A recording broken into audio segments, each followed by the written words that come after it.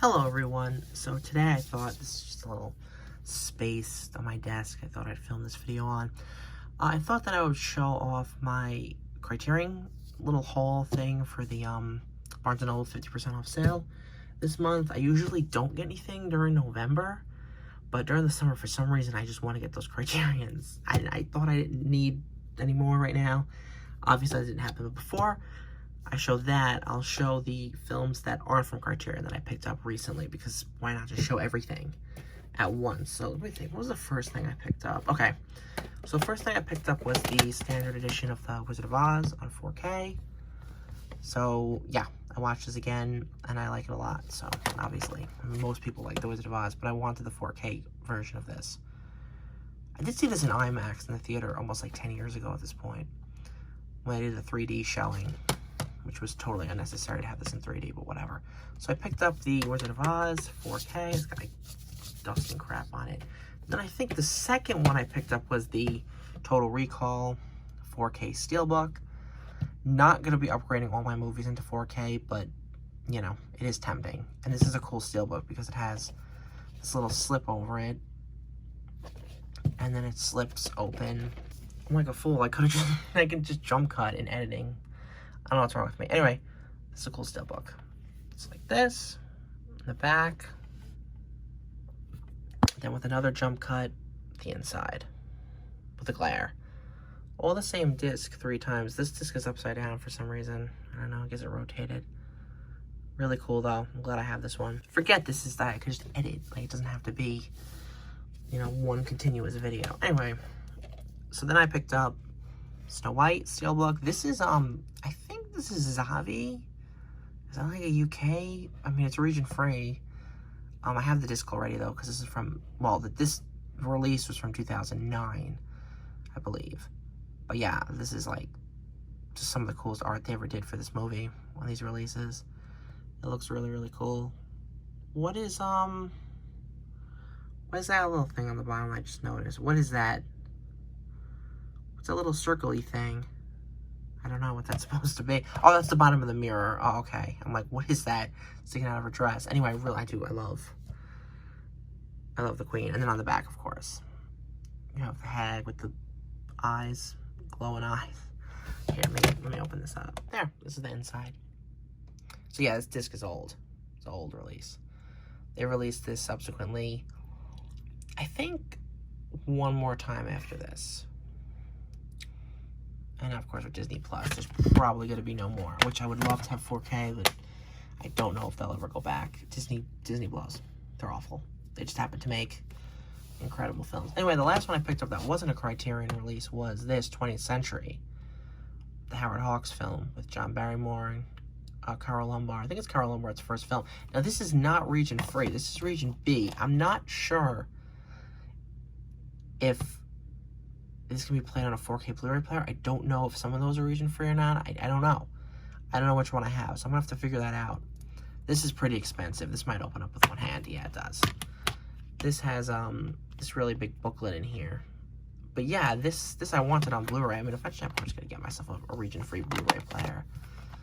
But I don't know.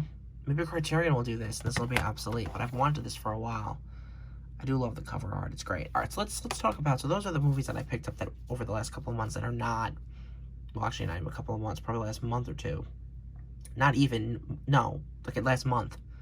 I think all in June. Yeah, and then July. Anyway, let's talk about the Criterions that I got from the sale. So I have 1, 2, 3, 4, 5. I have 7. Picked up 7. So the first one I picked up is a duplicate copy because I wanted it sealed, which is Love Affair. Of course, this is Leo McCarey. I want to have 2 copies of all his films on Criterion. And I do. I have The Awful Truth and also Make Way for Tomorrow. Make Way for Tomorrow I don't have sealed, but I took it out of its packaging, so there's a disc somewhere in one of the binders. But yeah, I do want to own 2 copies of each of his movies because I want to kind of keep one pretty, you know, in pristine condition if I can, because this is my favorite filmmaker. And these are, you know, the greatest movies ever. I mean, they're just, yeah, Love Affair is incredible. Watch this if you've only seen Unfair to Remember, which was his remake of his own movie, which is not as good as this, not even close. Watch this one. Irene Dunne is fucking incredible. And Charles Boyer is also really, really great in this. It's a great film. So I picked up a spare copy of that. The other one, I did it. I wasn't going to do it, as I picked up the 4K Red Shoes.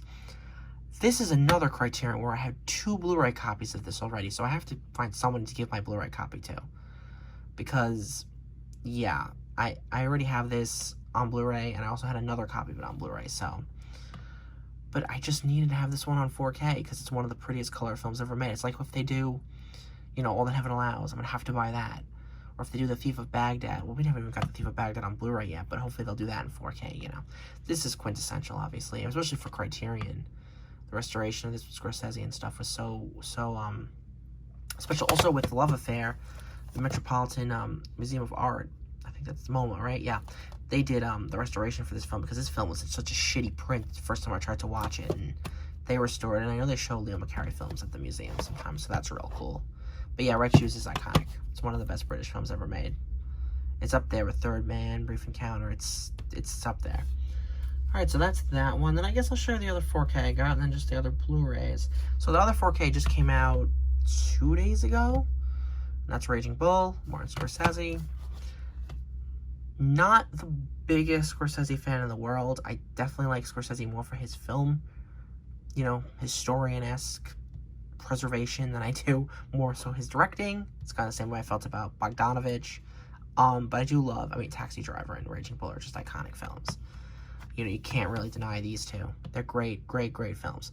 So I wanted the 4K of this one. I love that they used the poster too. It just looks sick. And inside looks really cool as well.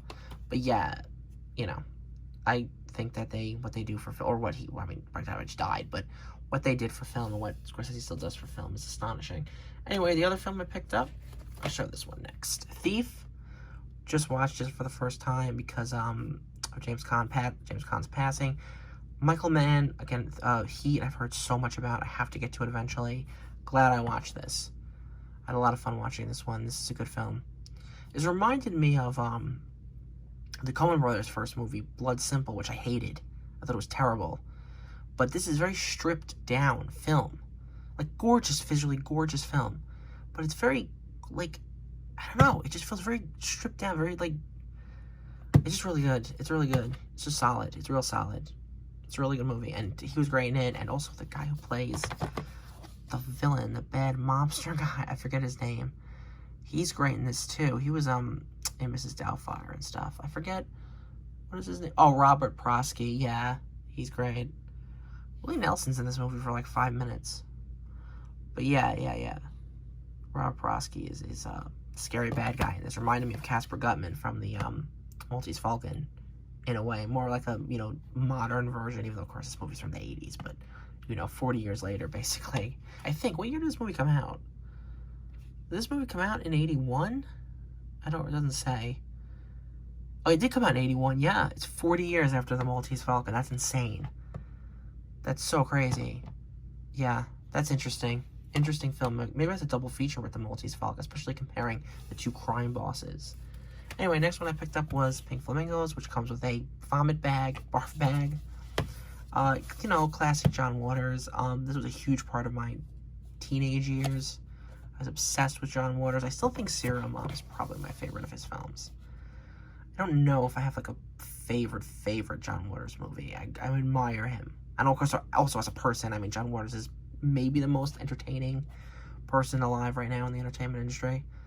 You just listen to him talk about anything forever, and it's always fascinating.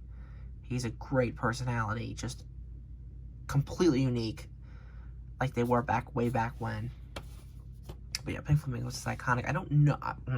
Watching that film with somebody else is going to be an awkward experience. I remember when I watched it alone, it was pretty awkward. I got the Blu-ray version of Written on the Wind. They keep doing these Blu-ray updates, and that's good, but where the hell is, where is Thief of Baghdad? Like I talked about before, where is that? Oh, also prediction, Casablanca's coming out in 4K, but it's not an American version. There's a possibility that we're going to get Casablanca for the 80th anniversary. Kind of like how we got Citizen Kane for its 80th anniversary in Criterion 4K. We might. I don't know. That's my prediction for this. I predicted Moonstruck. That's it. I got one prediction. Like the night before, I predicted Moonstruck in Criterion, and they announced it. So maybe I'll be 2, but I didn't hear that first, so. Yeah, Run of the Woods good. Not my favorite Sirk, though. This would be probably third. No, this would be fourth. Because I like All the Time to Allows the Best. Then There's Always Tomorrow. Then Imitation of Life. And then this. So this would be 4. I have to watch Magnificent Obsession again. Yeah, good stuff. And then finally, a film that I've wanted for many times. This is Shoah. This is my only, I mean, this is not a box set, I guess. It's one film, sort of, I think. Well, there's other films, but I mean, Criterion does that where they put other films within a film. But I've wanted this forever. It's like 9.5 hours, I think. I have to sit down and watch this at some point. I've been waiting to watch this forever. I wanted to own it. I didn't want to, like, torrent it or whatever the hell, no. So, yeah. I don't know, what am I supposed to say about it? What am I supposed to say? I mean, it's weird how you're excited to watch a fucking Holocaust documentary, but, it is what it is. I mean, I'm hyped. It's supposed to be incredible. I mean, I don't know. I like history. This is an interesting one. So, Shoah, yeah, Shoah. I don't know what you're supposed to say. It's like, oh, yeah, Shoah, fuck yeah. It's gonna be horrifying. So, yeah, that's my, haul for June and July. Not really many more things I want to get at this point. I think Army of Darkness comes out on 4K, so I pre-ordered that. You'll have Casablanca on 4K. Maybe I'll do something again like this around November. Maybe show off some of those from October, November pickles, and maybe I'll get some other cartoons. I don't know what else is going to be announced. I think the announcement's tomorrow. Friday, the 15th, so we'll see. Hopefully Casablanca. Hopefully something cool. I wish we get more. Really need to get, like, Freaks or something, too. But this is not a prediction video, so whatever. Just a rambling. We need more classic horror films. We need Freaks. We need some... Dr. Jekyll and Mr. Hyde is supposed to come out on Warner Archive, the 31 version with Frederick March. Yeah, okay, bye. I gotta go. Bye. Thanks for watching. Rambling.